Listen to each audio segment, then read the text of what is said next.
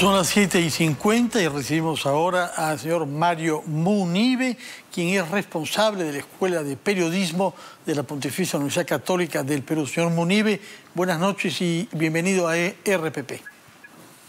Buenas noches, Fernando. Muchas gracias por la invitación y con el mayor gusto para responder sus preguntas. ¿Qué cosa es lo que está pasando? Por lo menos denos usted testimonio de lo que ve con los estudiantes de la universidad, en las diversas generaciones que usted ha conocido. ¿Están más informados o menos informados que sus antecesores de las décadas pasadas?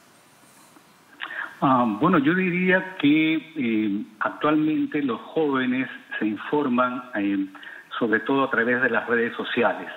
El uso masivo de los smartphones, de teléfono inteligente, permite que los jóvenes, ¿no es cierto?, accedan a información a través de, por ejemplo, Facebook, Twitter o incluso grupos de WhatsApp, ¿no?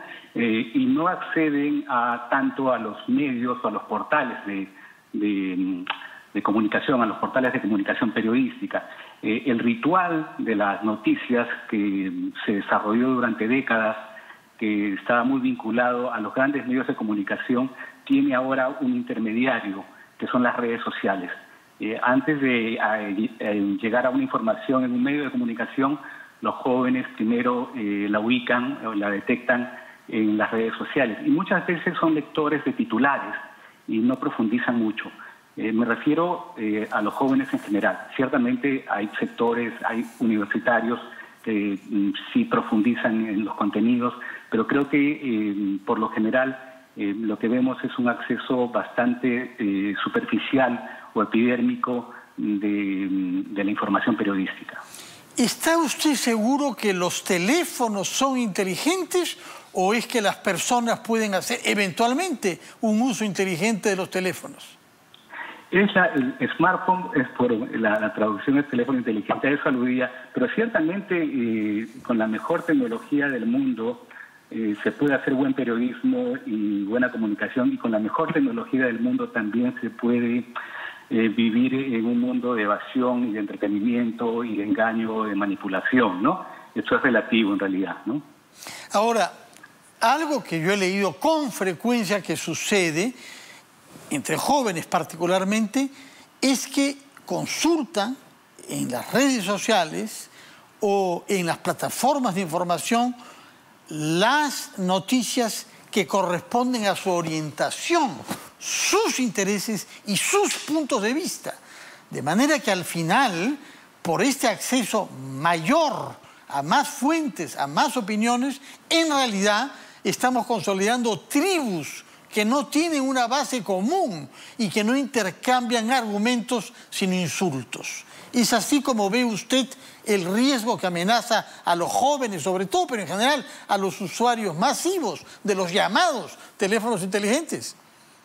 Yo considero que en realidad no es un tema que solamente se circunscriba a los jóvenes. Yo creo que todos los usuarios de las redes sociales, ¿no?, están expuestos a este riesgo que usted menciona. El algoritmo, por ejemplo, en el caso de Facebook y de otras plataformas, ubica, relaciona a aquellas personas, a aquellos usuarios que tienen intereses comunes, ¿no es cierto? Y los hace hablar, como usted dice, en una tribu, ¿no?, que se retroalimenta de información, de convicciones, de una visión del mundo, de una ideología, ¿no?, y que ciertamente colisiona con otras tribus digitales, se podría decir, ¿no? Eso también tiene que ver un poco con la noción de posverdad, ¿no?, que es donde prevalecen las emociones sobre las razones o sobre los hechos, ¿no? Y donde la evidencia periodística que nosotros podemos ofrecer es diseñada, es soslayada frente a la ideología, ¿no?, del usuario, ¿no?, del ciudadano, que se niega a aceptar los hechos y prefiere aferrarse a aquellos contenidos que refuerzan sus emociones, sus pasiones, sus odios, ¿no? Su ideología en general, ¿no? Los medios de comunicación, los medios profesionales que emplean periodistas, que tienen una marca, que tienen una orientación y una tradición y códigos de conducta, han reaccionado creando mecanismos de verificación de la información. El fact-checking es el caso de lo que practicamos aquí en RPP y otros órganos de prensa importantes de nuestro país.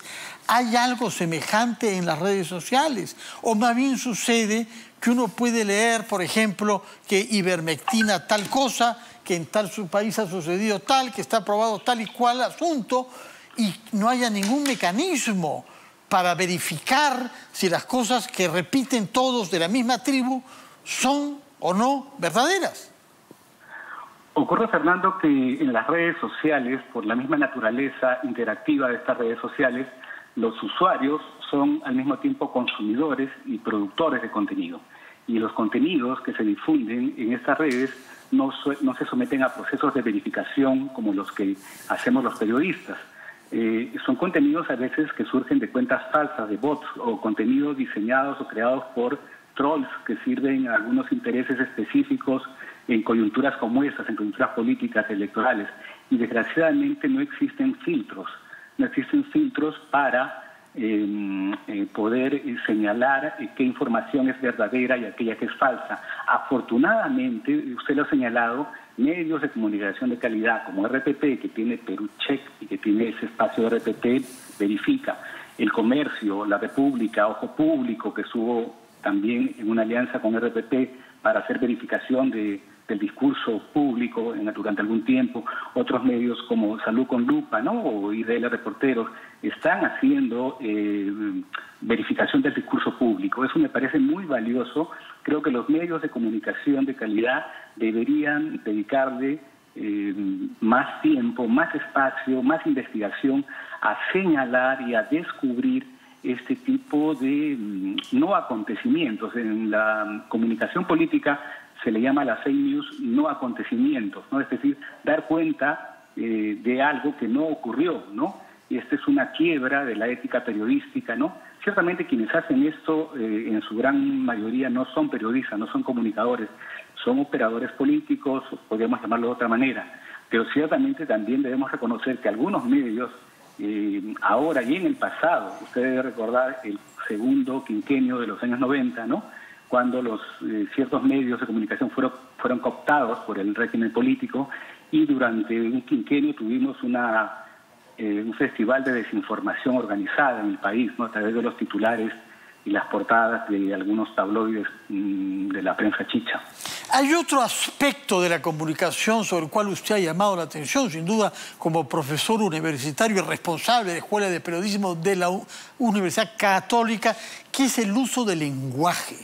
¿Asistimos o no a una forma de degradación del lenguaje que se expresa, por una parte, en una simplificación de las reglas gramaticales impuestas por algunas plataformas, pero también al uso de agravios, de insultos y de palabras de odio que pasan de las redes sociales al discurso público también? ¿Estamos enfrentando un riesgo de ese tipo, una relación empobrecida con el lenguaje?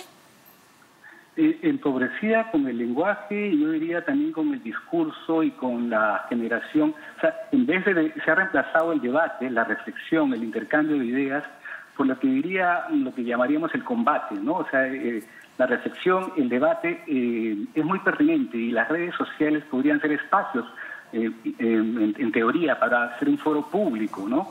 Deberían ser eso, deberíamos promover que sean un foro público, pero en vez de un foro público parecen un escenario de permanente disputa y, como usted señala, de insulto y de agravio y de fake news. Es lo que a nosotros desde la academia, yo soy periodista, trabajo como periodista también en una plataforma digital universitaria, y lo que nos preocupa es la proliferación de las fake news en estos medios, y cómo determinados sectores de la sociedad construyen un sentido común, construyen opinión pública a partir de lo que circula en estas redes sociales, a partir de estos insultos, de estos memes, de estos montajes fotográficos, de estos videos, de estos mensajes de voz, por ejemplo, que en meses pasados señalaban que las vacunas tenían efectos nocivos en la salud, o que la ivermectina y que la hidroxicloroquina